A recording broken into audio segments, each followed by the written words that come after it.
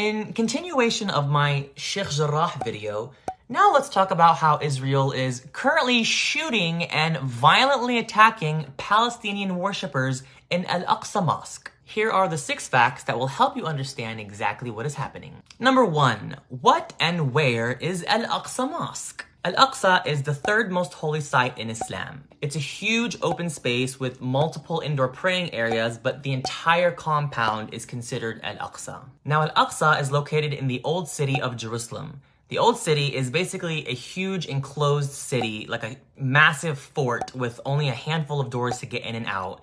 It has housing, marketplaces, alleyways, and religious spaces. The Old City is made up of 4 quarters: the Christian quarter, the Jewish quarter, the Armenian quarter, and the Muslim quarter. Al-Aqsa is located in the Muslim quarter. Number 2, who has control of Al-Aqsa Mosque? Under international law, this is supposed to be the map of the region. This is supposed to be Israel. This is supposed to be the Palestinian territories made up of West Bank and Gaza, and this is Jerusalem. Also under international law in the UN, Jerusalem is supposed to be broken up into East and West Jerusalem. West Jerusalem belonging to Israel and East Jerusalem belonging to the Palestinian territories. Al-Aqsa and the Muslim quarter are in East Jerusalem, so legally Palestine has ownership of Al-Aqsa. That's how it's supposed to be. But in 1967, Israel took control over East Jerusalem and the Palestinian territories, which includes Al-Aqsa, the Muslim quarter, and all the neighborhoods outside the Old City, like Sheikh Jarrah. So because Israel has control over East Jerusalem, Palestinians in the Palestinian territories don't have access to Al-Aqsa. They have to apply for a special permit from Israel to visit, and most of the time, Israel rejects the requests. I have relatives who were born and raised 30 minutes from Al-Aqsa, and they've literally never been. And this isn't just for Muslim Palestinians. Even Christian Palestinians in the West Bank don't have open access to their holy sites in the Christian quarters of Jerusalem. Israel illegally has full control over the Old City and all the religious sites that are in it. Number 3, what's happening at Al-Aqsa right now? It is the holy month of Ramadan for Muslims everywhere right now, and these last 10 days are extremely important, so Al-Aqsa is jam-packed with Palestinian Muslims praying together. 2 nights ago, while Palestinians were praying at Al-Aqsa, Israeli police barged their way into the Al-Aqsa compound with guns and full protective gear and started shooting rubberized steel bullets and throwing stun grenades at the Palestinians who were praying at their mosque. They were just standing there praying. They also threw stun grenades at Palestinians in the marketplace who were also not doing anything. In this clip, the Israeli soldier literally threw the grenade at a Palestinian girl and a woman. Then they broke into the actual mosques, the indoor areas, punching the glass doors down, walking in with their shoes, which is not allowed in mosques. Then they continued to throw stun grenades inside the mosque, indoors, close the doors, and block it so that Palestinians can't get out. This isn't just a random mosque. This is one of the holiest sites in Islam, and they literally treated it like it was trash. This left hundreds of Palestinians extremely injured. One man lost both of his eyes. So what does the Israeli police decide to do? Attack the medical tents. They threw stun grenades at Palestinian medics. So now the medics can barely take care of the injured people. So now there's just hundreds of injured people just sitting there. The Palestinians are recording and posting all of this, and they literally don't even care. So we're all seeing this, and now Palestinians all over are furious. Number 4, what's the connection between the Al-Aqsa attacks and Sheikh Jarrah? Now this is very important. As I said, Israel has illegal control over Al-Aqsa and East Jerusalem. So what Israel does is use the Al-Aqsa Mosque as a way to control the Palestinian people.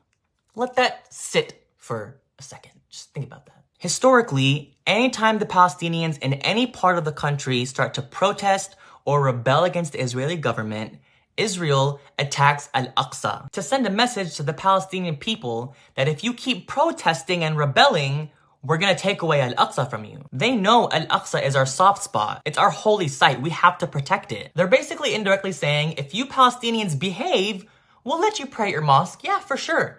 But if you act out, we're gonna attack it and take it away from you. They've been using Al-Aqsa as a tool to suppress Palestinian rights since 1967, when they illegally took control over Al-Aqsa East Jerusalem, and the Palestinian territories. So what does that have to do with Sheikh Jarrah? Sheikh Jarrah is a Palestinian neighborhood in occupied East Jerusalem that's supposed to be Palestinian land. But Israel is forcing Palestinians to leave their homes so that Israeli settlers can move in. And as a result, hundreds of Palestinians have been protesting in Sheikh Jarrah, trying to physically protect the Palestinians who are about to get kicked out of their homes. And what does Israel do when Palestinians protest?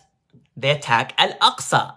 That's what's happening now. That's what's always happened in the past. Al-Aqsa is being attacked by Israeli police right now because of the protests at Sheikh Jarrah, to scare the Palestinians into not protesting. Number 5, how are Palestinians responding to the Al-Aqsa attacks? Remember I said Palestinians from the Palestinian territories aren't allowed to freely visit Al-Aqsa without a permit from Israel? Well, now that the Palestinians from the West Bank are furious because of the Al-Aqsa attacks, this morning, a huge fleet of Palestinians from the West Bank started heading towards Al-Aqsa. The highways and streets were jam-packed with Palestinians on their way to protect and visit their mosque. But again, Israel doesn't allow them to freely visit the mosque because they have control over East Jerusalem. So to try and stop the Palestinians from entering, Israel blocked all the highways coming from the West Bank, preventing all the buses filled with Palestinians from entering. But the joke's on them because the Palestinians don't care. They jumped off the bus and started walking to the mosque on the side of the highway. So then there's this huge march of Palestinians trying to bypass the Israeli checkpoints to get to Al-Aqsa. Then the Palestinians from Jerusalem who can freely visit